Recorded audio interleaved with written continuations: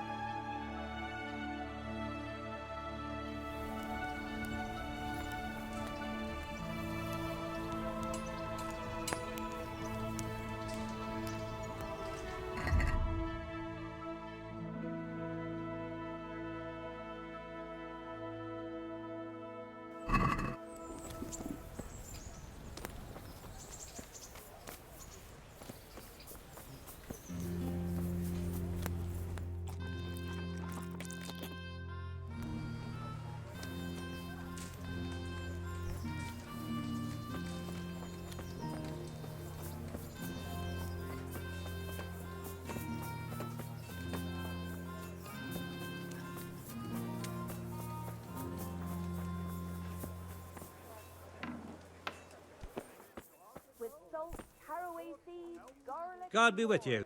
You'll find it nowhere else. I've heard that. Did that Sázavou dabbler... Why? Why? Because there was nothing left for him. And now he's envious and wants some too. Man, isn't there some... No way. Take care.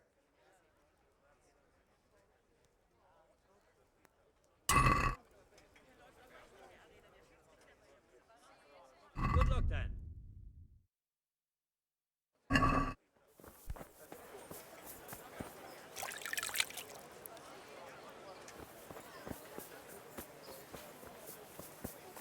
Vegetables, fruits, apples, cucumbers, onions. I'm at your service, son. Good luck then.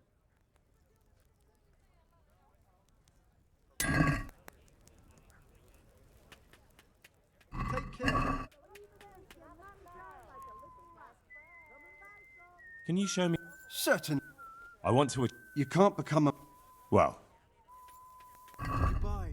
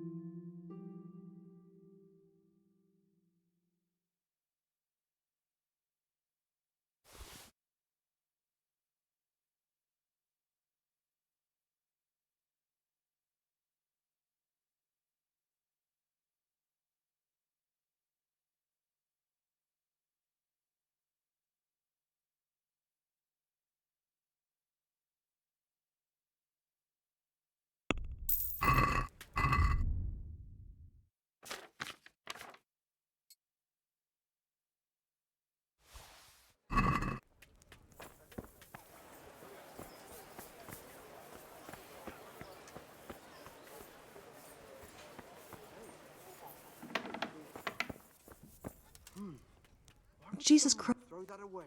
Good luck then. God save you, good night. Good luck then.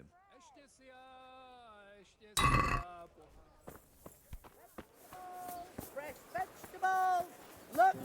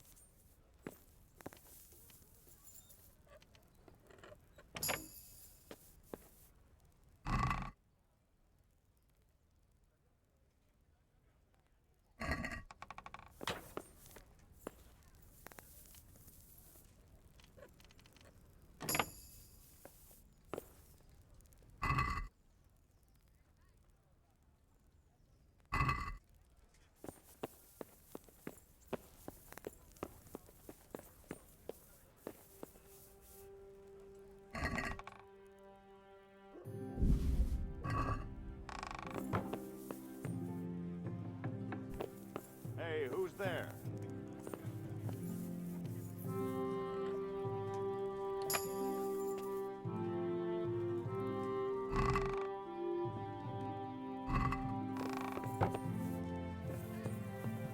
Is someone there?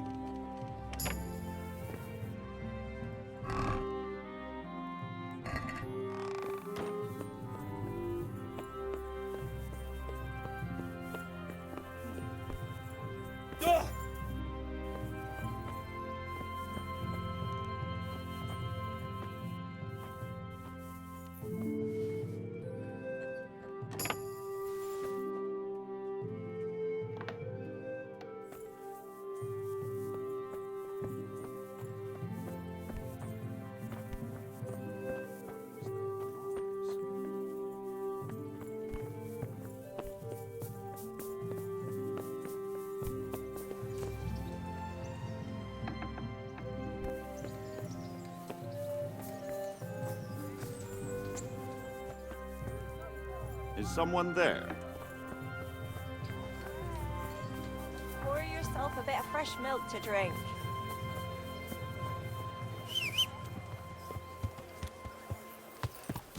Yeah.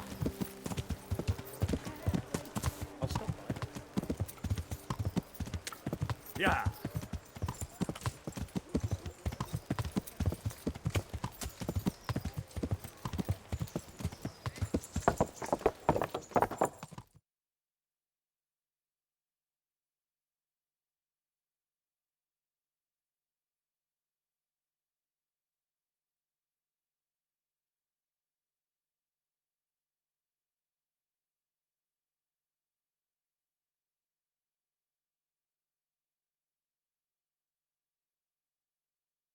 Ah, Hal. Are you going to the meeting with Margrave Jobst as well? I am. What about Istvan? I assume... That we didn't catch him? No. Because if we had, you'd be the first one to know. Have no fear. We'll get him eventually. I hope you're right. Anyway, let's go and see what Jobst wants from us.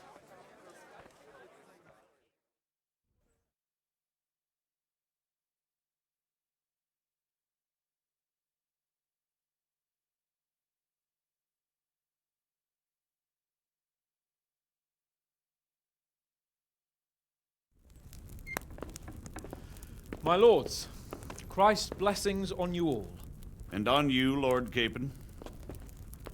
And this is my son, Henry. I didn't know you had a son, Sir Redzig. It came as a bit of a surprise to young Henry, too. This gentleman here is John II of Liechtenstein, a member of my council. I'm honored, gentlemen. Come join us. Margrave Jobst was just about to tell us the reason for his visit. Your Grace? I'm sure we're all agreed, Your Graces, that all this unrest must come to an end. This kingdom needs a king. Question is, which king? My cousin, Wenceslas IV, who is being held in captivity. I have to confess, my lord, that your answer surprises me a little. If I'm correctly informed, until recently you sided with your other cousin, Sigismund. That I cannot deny, and I have always stated my position plainly. But times have changed. How have they changed, Your Grace? Sir, there is one thing on which we undoubtedly concur, that King Wenceslas, unfortunately, did not inherit his father's gift for governing. Sadly, his failures have cost Bohemia, the nobles, and our whole Luxembourg family a great deal of money and effort. How did the king let it go so far, damn it? It's in his temperament. He cares only for wine, women, and the hunt. A king, in fact, who never wanted to be king. Then why didn't he just let his brother have the crown? Young sir, the crown weighs heavy when there are duties to be performed, but to surrender it means giving up great privileges too. But he did surrender power to his brother. When things started getting out of hand, Wenceslas appealed to Sigismund for help in restoring order. What, you're saying Wenceslas invited him here? This is starting to make my head spin. Actually, it makes sense when you think about it.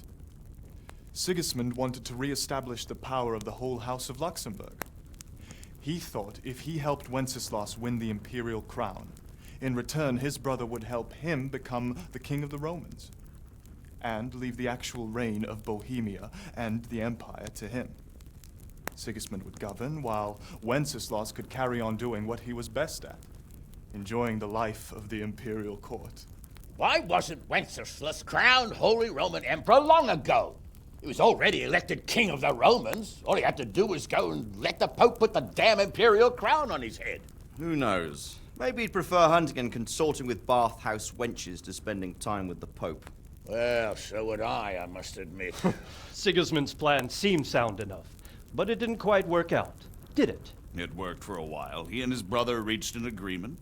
Sigismund took over administration of the kingdom and began planning Wenceslas's journey to Rome for the imperial coronation. But then Wenceslas realized he would just be a puppet with a crown. I must say, Margrave Jobst, Wenceslas and Prokop behave rather like naughty children in need of a good clout about the ears. Sigismund would agree. He was already planning his rule of Bohemia, and all of a sudden, the rug was pulled from under him. I'd say he lost his patience and decided he'd drag Wenceslas to the coronation kicking and screaming if he had to. Just like a naughty child, as you say. So he abducted him and your brother Prokop too, if I heard correctly. Correct. And you helped him do it, if I heard correctly. Yes, your graces, it's true. I was there when Sigismund abducted Prokop. I thought everything could somehow be settled, that we could make my brother see sense. But Sigismund just wanted to put an end to the dispute once and for all, whatever the cost. There was nothing I could do to stop him. And that's one of the reasons why I'm here. The worst of it is that it was all for nothing. Instead of putting a stop to the revolt, it escalated it, and the result is this chaos we have today. That's true enough, sir. But I must admit now, I'm not sure what your position is. The king is incompetent, but we must protect him? The simple truth, gentlemen, is that for all of Wenceslas's faults, we have no one else. So we'll have to make do with his idleness. People like him, though. But what can we do now? Sigismund has the League of Lords behind him. Otto von Bergolf, Heinrich von Rosenberg. The situation has gotten completely out of control. Now even the nobles of the League of Lords are realizing that Sigismund wasn't the right choice. So now Bergolf is on your side? Are we to assemble an army together with him and face Sigismund on the field of battle? We're not in Hungary now. Such affairs may be settled elegantly, without unnecessary hostilities or expenses. I have negotiated an alliance with the Hungarian bishops, the Polish, and of course the Czech nobility, against Sigismund.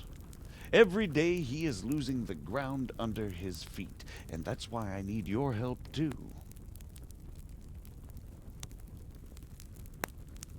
What kind of help, though? Sigismund has a massive army, and Rosenberg, Berghof, and Prague are behind him. Do you have an army you could face him with? But that's not what I mean at all.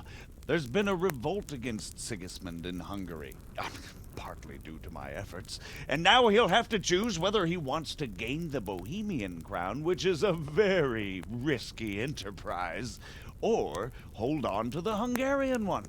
He can't have both.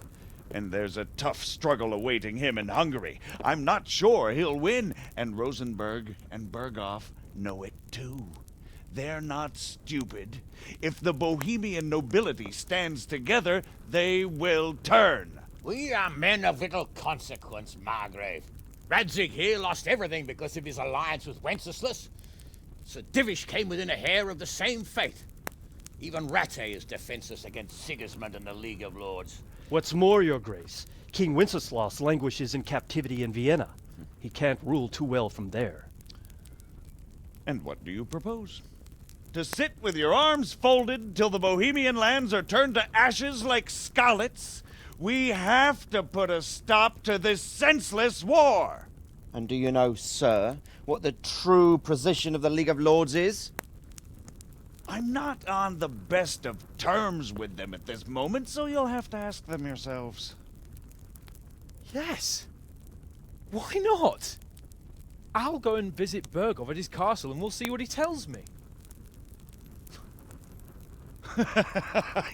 You know, that's not such a bad idea, young sir. True. Though a little risky. I doubt Bergov would harm a blue-blooded envoy. And you can find out what he has to say about developments and what the League of Lords is planning. Then we'll decide what to do next. I'll help you compose a letter to him. I'd like Henry to come with me. Why not? He's proven himself an able investigator, and he'll also be a good bodyguard if anything should happen. And I'll send Sir John here to Kuttenberg to be my eyes and ears there. I believe both your reports will help us get a better grip on the situation. When can you set out? Just as soon as I've packed my things. Excellent. Margrave Jobst and I will draft a letter. Get ready, and we'll meet back here.